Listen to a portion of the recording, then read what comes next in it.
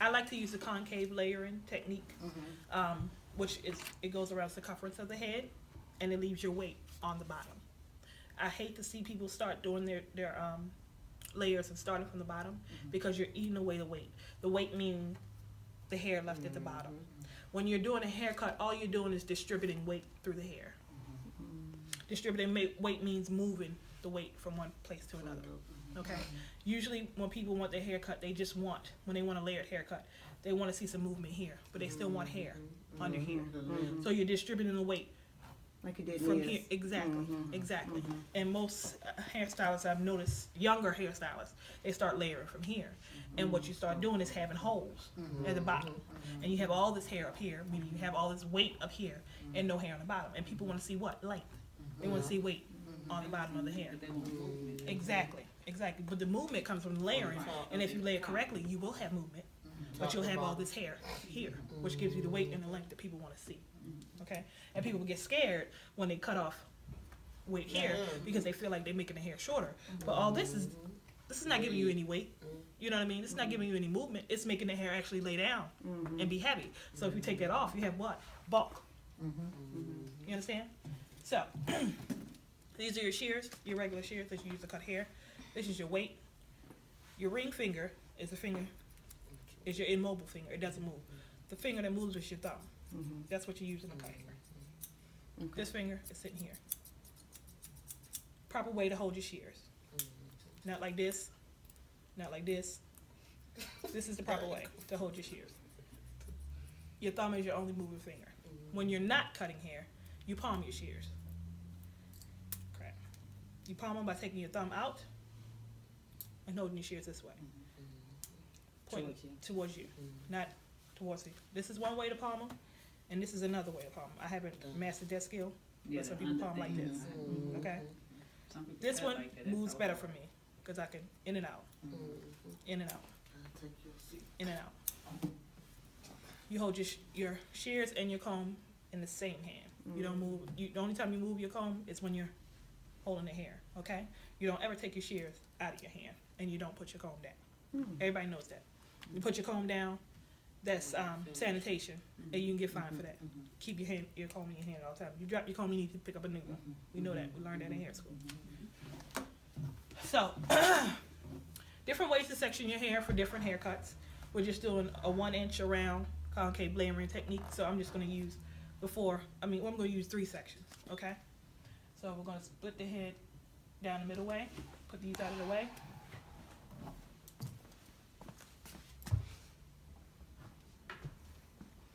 Ear to ear.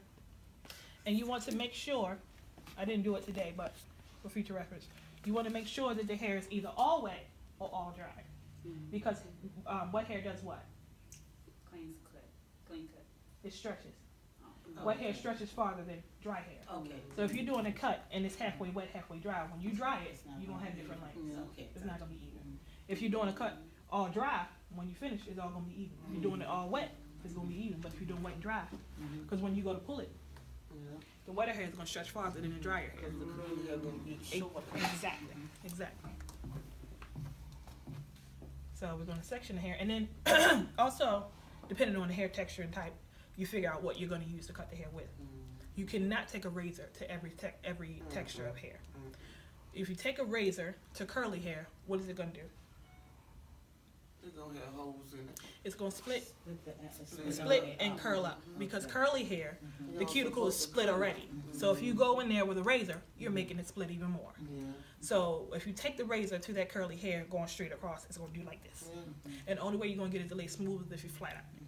So like my hair is curly, you wouldn't use razor on my hair Black because it's people curly. will. Okay. Now, if you're going to go in there and flat iron that hair every day, fine. But your ultimate goal is for the client to be able to go home and recreate their hairstyle.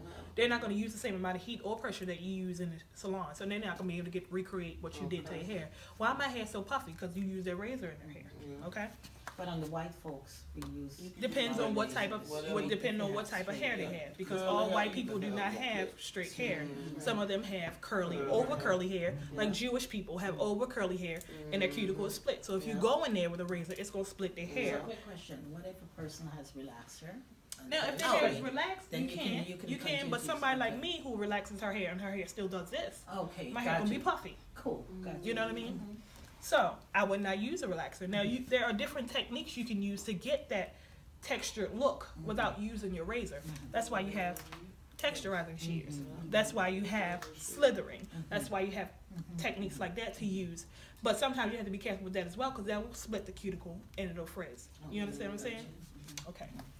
So we go in here and we section. You don't have to take 1,500 sections to cut the hair. Okay? You just cut enough hair so that when you drop your other piece, you can see through the hair.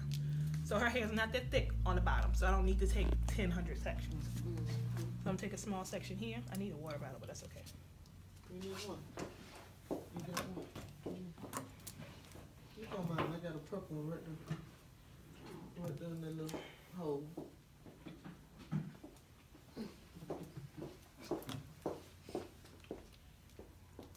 Thank you. Now we're gonna take a straight across section because we're not graduating her hair, which means we're not going shorter at the top or long on the bottom. We just want it straight across on the bottom. So that's the kind of part we're gonna use. If we wanted to give her a graduated bob and do shorter on the, shorter in the back and long on the front, we would angle our parts to reflect the way we want our hair to fall. Because whatever way you part it is the way your hair is gonna fall when you cut the hair.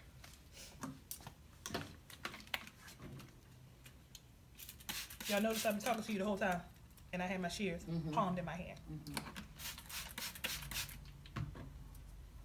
You get your hair saturated. Now, when I'm doing the haircut, I like to start in the middle and work my way out.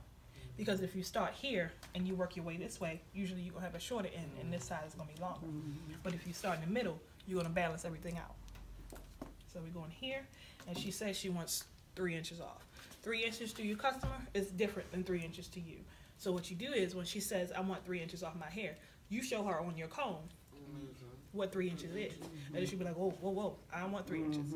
Or you show, if you don't have your comb, you show her, well, this is what 3 inches means to me. This is where it'll fall. And she'll be like, okay, yes, I like that. And that's where you make sure it lays that way.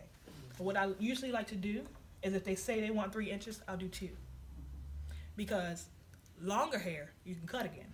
Shorter hair, you can't put it back.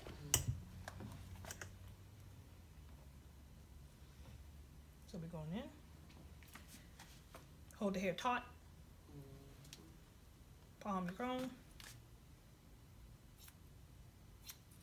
You don't want to keep, because you create jagged edges in the bottom. Exactly. Exactly. You go to your next one. You never want to cut past your first knuckle, because that's when you go into digging into your skin. You got me thinking of at school now. My teacher, that's how she was. That knuckle. And you go to your next side. Now, if you stand on this side, the hair will start to go this way. If you stand on this side, you'll go straight across. It'll give you more length on this end. Because the further away you pull your hair, the longer the hair hangs. If I go this way, it'll be shorter, okay? So you pull this to the back, and you want this to have a little bit more length here, because she has an ear here, and she has shoulders here. So if you cut this too short, there'll be a hole here.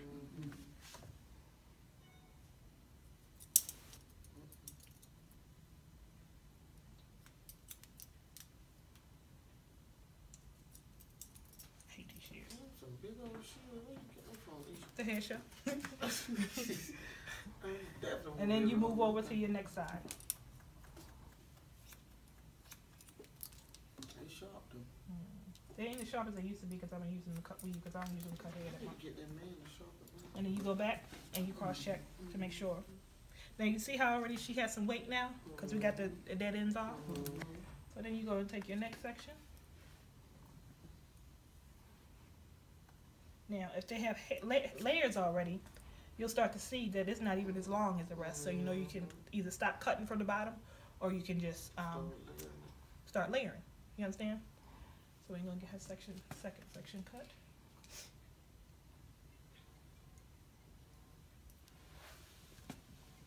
What time is it?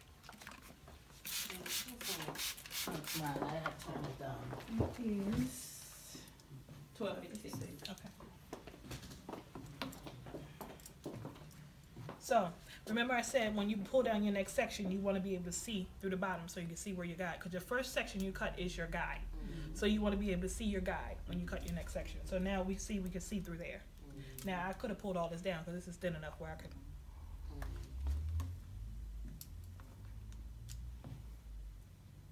Traveling guide, right? Yeah. Your traveling guide is actually, The one that Upside the down. next one is yes, upside your down. traveling guide is a guide that you take from one piece One and move piece to the and next. That's your Well, yeah, stationary, this the is your bottom. stationary. Mhm.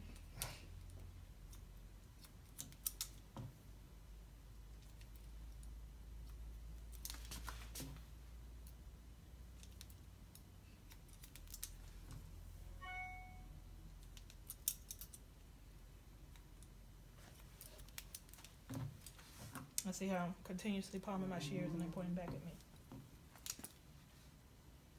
My comb and everything is in the same hand. So I have this hand to move the hair and see what I'm doing. And you want the hair, you don't ever want to comb everything flat because you can't see the movement of the hair.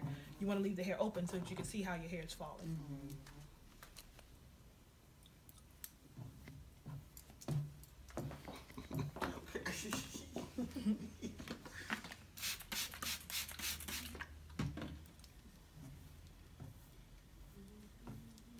Yeah, excuse me if I start moving a little fast. I've been doing this a long time, so it's like.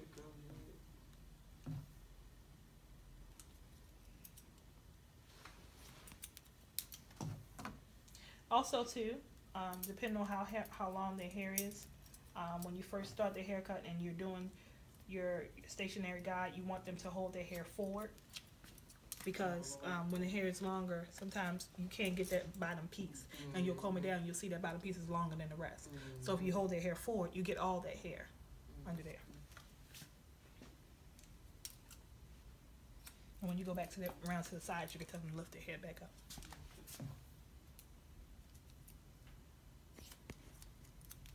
Now, is this the very first, when you're at the bottom, Yes, have them do that? the And whole then thing, the whole thing. The whole thing? Yeah, the whole thing. Because if you have them hair going like this, you'll get different lengths. So if you start it with their head down, you keep it with their head down. Because if you start on the bottom and you lift your hair back up, you'll have different. So you make sure that the client's head is the same position the whole time as you're cutting it back. And also, you want to make sure that your client is not sitting in the chair with their legs crossed. Because if their legs crossed, it throws their body off balance, and your hair cuts, and then you're trying to figure out why my hair won't get even. It's because they were sitting and they were leaning this way. So you want to make sure their hair's down, and that you can see everything. And also remember where you're stationed, where you're positioned, because that has a lot to do with the length of the hair. Okay. Okay, so we got her going. Her hair is thin enough so that we just can straight across there.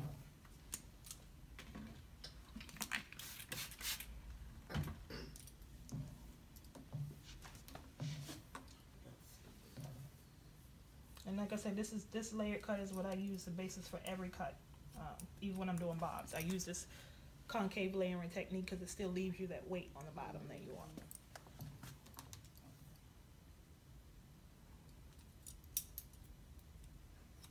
Now, I usually get their frame together first.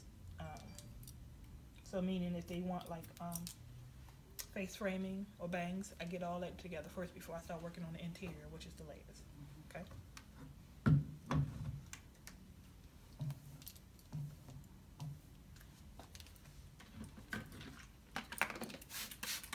And you always want to cut facing the mirror so that you can see what you're doing. And you can check to see if everything's even. You can check to see how the haircut is falling on the person's head, all that. If you're cutting away from the mirror, you can't see anything what you're working on in that section. But if you're cut face on, you can see everything. A lot of people are intimidated to cut facing the mirror because they're scared the client is going to be upset. Face that mirror so you can see what you're doing. That's what your mirror is there for, not for the client to look at themselves. The mirror is there so you can see what you're doing. She had just like my teacher. That's how she used to be. You're right. She was an old lady, but that's her. Everything she said. That's it. You go back.